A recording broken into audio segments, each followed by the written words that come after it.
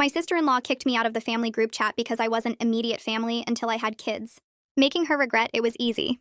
I married my husband Blake 3 years ago, and his family was amazing. His parents treated me like their own daughter from day one. His younger brother Josh was like the little brother I never had. We had this family group chat where his mom would share recipes, his dad would send terrible jokes, and we'd all coordinate Sunday dinners. It was perfect until Josh got married to Amber last year. Amber immediately took over everything. The first thing she did was volunteer to organize the family Christmas, even though Blake's mom had been doing it for 20 years. She made a spreadsheet with assigned dishes and time slots for opening presents. She actually told Blake's mom her famous green bean casserole wasn't healthy enough and assigned her a salad instead. His mom just went along with it to keep the peace. Then Amber decided the family group chat needed rules. She said we were sharing too many random things and it was cluttering her phone. She made a whole list of what was allowed. No memes, no funny videos, only important family updates. Josh just sat there while she explained this to everyone at Sunday dinner like we were kindergartners. Blake's dad stopped sending his jokes. His mom stopped sharing recipes. The chat became Amber sending us articles about toxic family dynamics and healthy boundaries. 2 months after their wedding, Amber decided she should be the admin of the group chat since she was the most organized. Josh was already an admin, so he added her. The next day, she removed me. Just me. When Blake asked her about it at the next Sunday dinner, she said the chat was for immediate family only. I'd been in that chat for 3 years. She'd been there for 2 months. She said since I didn't have kids yet, I wasn't really contributing to family growth. Blake's parents were sitting right there and didn't say anything. Josh mumbled something about Amber knowing best about communication stuff because she took a psychology class in college. Blake added me back that night. Amber removed me again the next morning. She texted Blake saying I could rejoin when we had kids because then I'd have real family updates to share. She actually started a separate chat called Future Moms, with just her and Blake's female cousins where they talked about pregnancy and parenting. I wasn't invited to that one either, even though we were trying to conceive. The family chat became Amber's personal newsletter. She shared daily updates about her morning routine, her workout schedule, what she made Josh for lunch.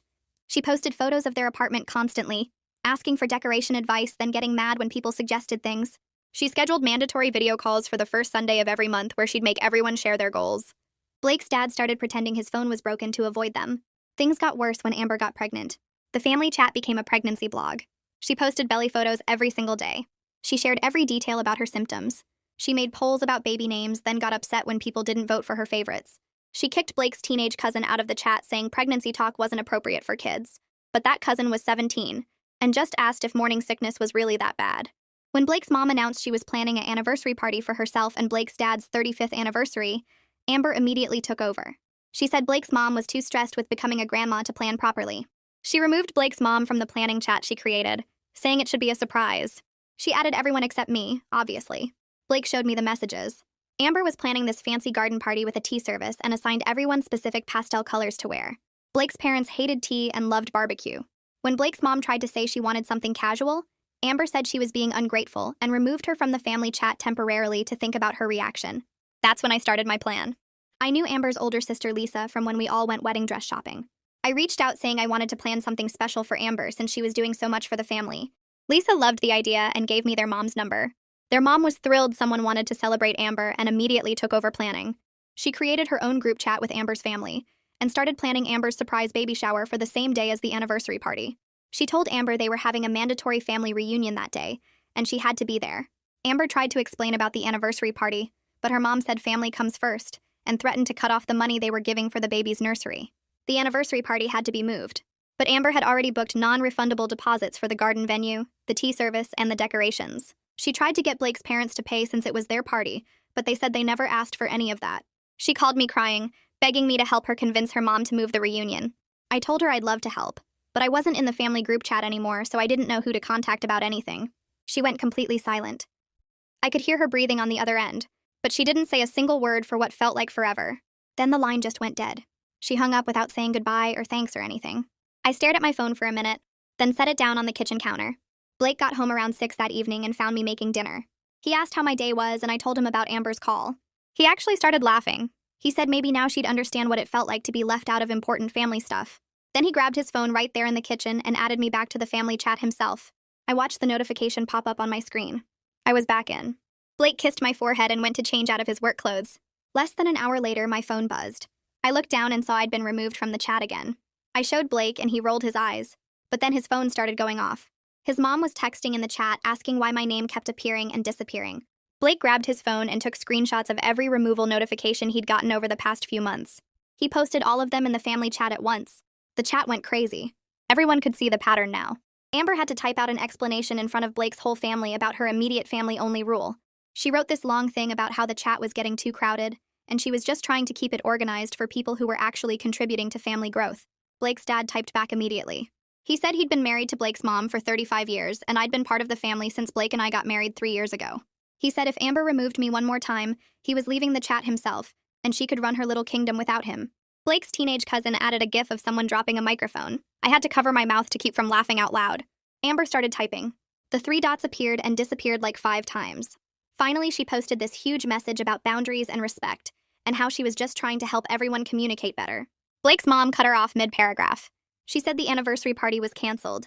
She and Blake's dad wanted a backyard barbecue instead, not some fancy tea party they never asked for in the first place. She told Amber to get her deposits back however she could because they weren't paying for something they didn't want. The chat exploded.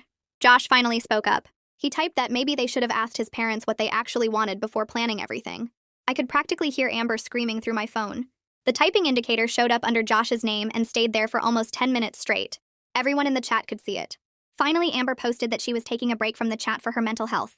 The typing stopped. I waited about an hour, then sent a private message to Lisa. I told her the anniversary party got canceled, so maybe the baby shower could be moved to a different date now. Lisa wrote back pretty fast. She said her mom had already sent out invitations to like 40 people and bought a ton of decorations. The shower was definitely still happening that day, whether Amber liked it or not. I thanked her and put my phone away. 2 days went by without a word from Amber. Then Blake's phone buzzed while we were eating breakfast. He looked at the screen and showed it to me. Amber had texted him directly asking if I planned this whole thing to sabotage her. Blake typed back that she sabotaged herself by excluding his wife and taking over his parents' anniversary without asking what they wanted. He hit send and set his phone down. We finished breakfast and Blake left for work. Around lunchtime, my phone lit up with a notification. Blake's mom had created a new group chat called Actually Just Family. She added everyone including me, Blake's cousins, and even some extended relatives who weren't in the original chat. She made Blake and his dad the only admins. Then she posted a message saying everyone was welcome to share whatever they wanted, whenever they wanted. No rules, no restrictions. The responses started coming in immediately. People were posting memes and recipes and random thoughts they'd been holding back for months. Blake's dad sent 3 of his terrible jokes in a row, and everyone loved it. The old chat that Amber controlled went completely silent. Nobody posted anything there anymore. The new chat kept blowing up my phone with notifications. Blake's teenage cousin posted a poll asking what kind of cake to bring to the backyard barbecue anniversary party. Everyone voted. Chocolate won by a landslide. Tuesday evening rolled around and our doorbell rang around 7. I wasn't expecting anyone. Blake was in the shower and I was loading the dishwasher when I heard it. I dried my hands and walked to the door. Through the peephole, I could see Amber standing there with her hand on her belly. She looked terrible. Her eyes were red and puffy. Her hair was pulled back in a messy bun. She was wearing sweatpants and one of Josh's oversized hoodies. I opened the door and she just started crying right there in the hallway. I pulled her inside before the neighbors could see. She could barely get words out between the sobbing. Something about deposits and her mom and the nursery money. I guided her to the couch and sat her down. Blake came out of the bathroom in his pajama pants and a t-shirt with his hair still wet. He stopped when he saw Amber on our couch crying. I went to the kitchen and put the kettle on. I grabbed the chamomile tea from the cabinet and found our nice mugs. The water took forever to boil. Amber's crying got quieter but didn't stop. Blake sat in the armchair across from her looking like he wanted to be anywhere else. He kept glancing at me in the kitchen like I had some magic solution. The kettle finally whistled and I poured the hot water over the tea bag. I brought it to Amber and set it on the coffee table in front of her. She picked it up with shaking hands and took a small sip. I sat down next to her and waited. Blake stayed in the armchair. After a few minutes, Amber set down the mug and wiped her face with her sleeve. She started talking about the garden venue and how she'd already paid deposits. She said the tea service required half the money up front. The decorations were custom ordered and non-refundable. Her mom was still insisting on the family reunion shower that same day. If Amber missed it, her mom would cut off the nursery money they promised. She looked at me with these desperate eyes and asked if I could help convince her mom to pick a different date. I just looked back at her. Blake shifted in his chair. I reminded her that I wasn't in the family chat anymore, so I wouldn't even know who to talk to about family coordination. She went completely silent. Her mouth opened a little like she wanted to say something, but nothing came out. She stared at me for what felt like 10 full seconds.